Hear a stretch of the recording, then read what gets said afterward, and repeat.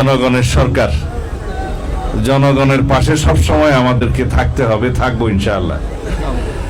আমরা দুর্যোগ মোকাবিলা করার জন্য আমাদের সমস্ত প্রস্তুতি আছে।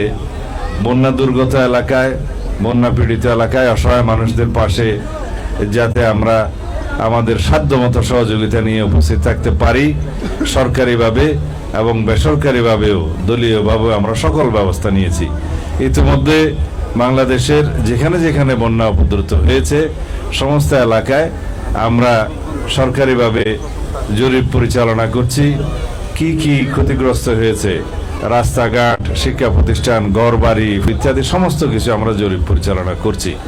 ইনশাআল্লাহ খুব শিগগিরই এই জরিপের ফলাফলের ভিত্তিতে সমস্ত ক্ষতিগ্রস্ত মানুষের পাশে আমরা, কৃষকদের পাশে আমরা আমাদের যথাযথ সরকারি এবং বেসরকারি সহযোগিতা নিয়ে আমরা দাঁড়াবো।